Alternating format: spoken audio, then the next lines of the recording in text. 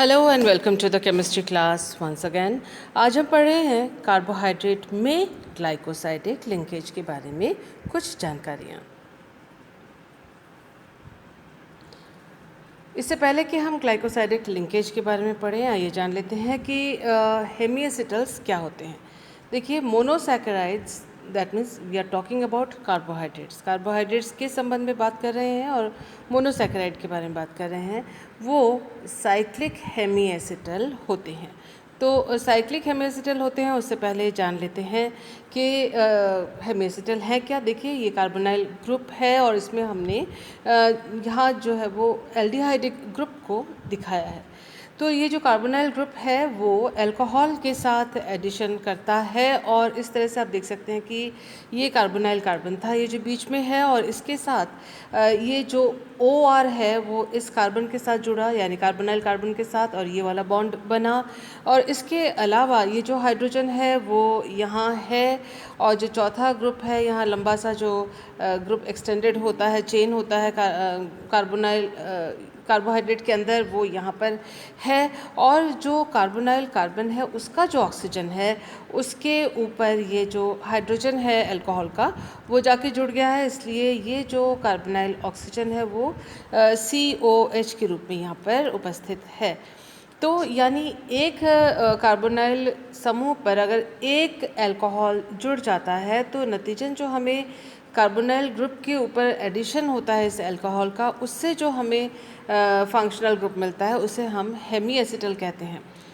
अब आप ये देख लीजिए कि जो कार्बोहाइड्रेट के मोनोसैकेराइड के मॉलिक्यूल्स होते हैं उसके अंदर, जैसे कि यहाँ पर डी ग्लूकोज है, उसमें जो कार्बोनाइल ग्रुप है और जो अल्कोहलिक OH हैं वो एक ही मॉलिक्यूल के अंदर उपस्थित हैं और वो एक दूसरे से 2 या 3 कम से कम कार्बन एटम की दूरी पे हैं। हमें ये भी मालूम है कि ये जो चेन है वो एकदम सरल या स्ट्रेट लाइन, सरल रेखा की तरह रिजिड नहीं है। ये जो चेन है, कार्बन चेन, वो जिगजैग है और इसके अलावा उसका एक सिरा दूसरे सिरे के पास आ सकता है, एक सिरा दूसरे सिरे के पास आकर रिएक्ट भी कर सकते हैं अगर इस तरह के समूह जुड़े हुए हों जो आपस में एक दूसरे से रिएक्शन कर सकते हैं। तो इस बात को ध्यान में रखते हुए आइए देखते हैं, glucose and fructose don't show reactions of free CHO और कीटोनिक ग्रुप। तो ये हम पाते हैं कि ग्लूकोज और फ्रुक्टोज, ग्लूकोज में एल्डिहाइडिक ग्रुप है और फ्रुक्टोज में C double bond O ketonic group है। ये दोनों के दोनों ये समूह कैरी करते हैं, इनमें होता है, लेकिन इसके बावजूद भी ग्लूकोज और फ्रुक्टोज फ्री यानी मुक्त एल्डिहाइडिक और मुक्त कीटो ग्रुप के रिएक्शंस शो नहीं करते, एग्जिबिट नहीं करते, जिसका ये मतलब है, I mean it implies that, ये इसका अर्थ ये है कि free aldehydic and free keto groups are absent in glucose and fructose, जिससे हम ये जानकारी प्राप्त करते हैं कि ग्लूकोज और फ्रुक्टोज में फ्री CHO और free C double bond O यानी कार्बोनाइल ग्रुप्स फ्री इसके अंदर नहीं है। किस हिसाब से वो किस रूप में प्रेजेंट हैं? वो एसिटल्स के रूप में प्रेजेंट हैं। तो देखिए, ये डी ग्लूकोज है। डी ग्लूकोज इसलिए क्योंकि जो कार्बोनाइल ग्रुप से यानी कार्बन नंबर 1 से सबसे दूर जो कायरल कार्बन है उसमें OH जो है वो राइट हैंड साइड पे है, दाईं ओर है। इस कार्बन पर जो इस कार्बोनाइल कार्बन से सबसे दूर पे है वो उस पे OH group right hand side पे है, इसलिए ये डी ग्लूकोज है।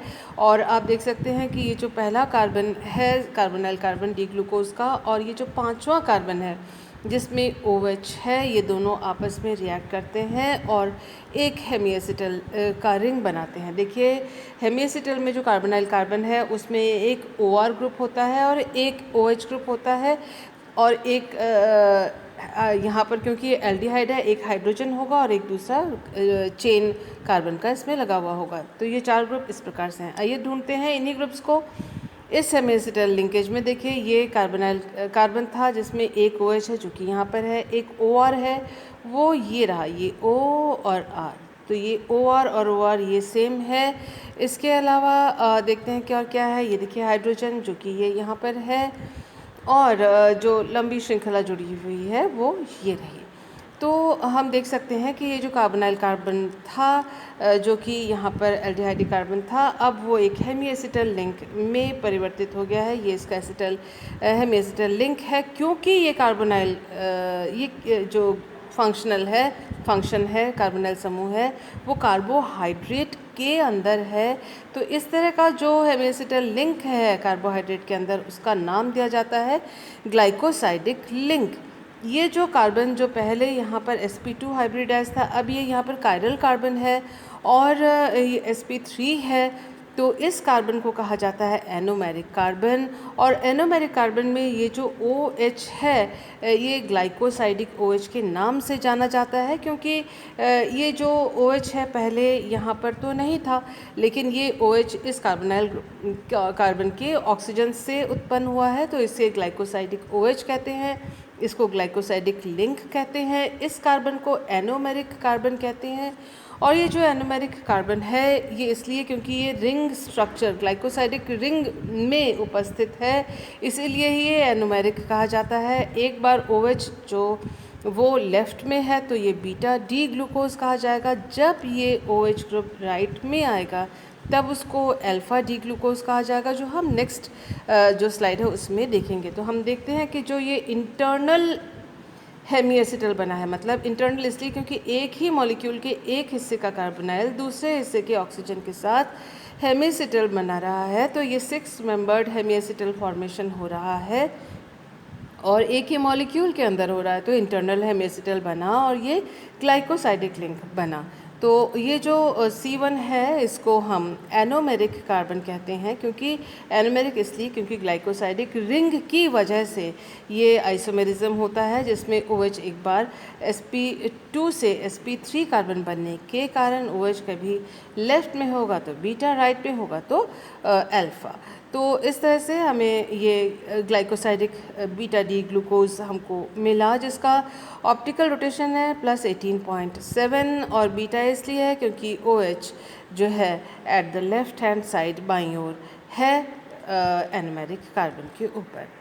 आइए देखते हैं इसका नेक्स्ट इन्फॉर्मेशन हमारे पास क्या है। देखिए हमने यहाँ पर फिर दोबारा डी ग्लूकोज लिया है। ये sp2 हाइब्रिडाइज्ड कार्बोनाइल कार्बन है और इस तरह से ग्लाइकोसाइडिक लिंक बन रहा है। लेकिन जब ये sp2 से sp3 में कन्वर्ट हुआ, इस दौरान जो OH है वो राइट हैंड साइड में रहा, दाईं ओर रहा इस स्ट्रक्चर फिशर प्रोजेक्शन फॉर्मूले के अंदर, और इस वजह से ये जो एनोमेरिक कार्बन है ये अल्फ़ा डी ग्लूकोज कहा गया है, क्योंकि C1 पे on the right hand side दाईं ओर OH ग्रुप है। तो ये वही ग्लाइकोसाइडिक लिंकेज है, आपको मालूम है जैसे कार्बोनाइल कंपाउंड होता है, हेमी एसिटल में जब बदलता है तो एक H होगा, एक OH होगा, एक CO और ये R COR ग्रुप माना जाएगा। ये जो ग्लाइकोसाइडिक लिंकेज है उसका हेमी एसिटल से अगर हम मिलान करें, और दूसरा जो लास्ट है एक कार्बन श्रृंखला है, तो ये ग्लाइकोसाइडिक लिंक हुआ, ये ग्लाइकोसाइडिक OH हुआ, ये एनोमेरिक कार्बन हुआ। ये तीनों नाम आप ध्यान रखिएगा, एग्जामिनेशन में ये पूछा जाता है ख़ास तौर से कॉम्पिटिटिव एग्जामिनेशंस में। और जब हम पढ़ते हैं पढ़ाई करते हैं तो ग्लाइकोसाइडिक लिंक की बात की जाती है, ग्लाइकोसाइडिक OH की बात की जाती है, तो हमें ये पहचान होनी चाहिए कि ग्लाइकोसाइडिक OH कौन सा है और ग्लाइकोसाइडिक लिंक कौन सा है। देखिए इसका जो अल्फ़ा डी ग्लूकोज है उसका जो ऑप्टिकल रोटेशन है +112.2 डिग्री है और ये 64% इसकी होती है सॉल्यूशन के अंदर। आप देखें एट इक्विलिब्रियम साम्यावस्था में अल्फ़ा डी ग्लूकोज का जो रिंग है सॉल्यूशन में ये खुलता है, खुलकर फिर बीटा डी ग्लूकोज बनता है। तो देखिए और बीटा डी ग्लूकोज का रिंग ओपन होता है, वो अल्फ़ा डी ग्लूकोज में चेंज होता है। और इसमें क्या अंतर है, OH यहाँ एक बार लेफ़्ट में है और यहाँ OH जो है एनोमेरिक यानी C1 कार्बन पर राइट में है। तो सिर्फ ये परिवर्तन होता है C1 पे जब ये रिंग खुलता है और फिर बंद होता है। ऑप्टिकल रोटेशन एट इक्विलिब्रियम साम्यावस्था जब हो जाती है इन दोनों में, तब जो उसका जो ऑप्टिकल रोटेशन है +52.5 डिग्री होता है। So this was what about glycosidic linkage. तो मुझे उम्मीद है जो आज की इन्फॉर्मेशन है वो आपको समझ में आई होगी। Thank you for being with me and even then इसके बाद भी अगर आपको कोई समस्या है तो आप मुझे इस जो लेक्चर के रिगार्डिंग जो प्रॉब्लम है उसको आप मुझसे पूछ सकते हैं। Thank you for being with me.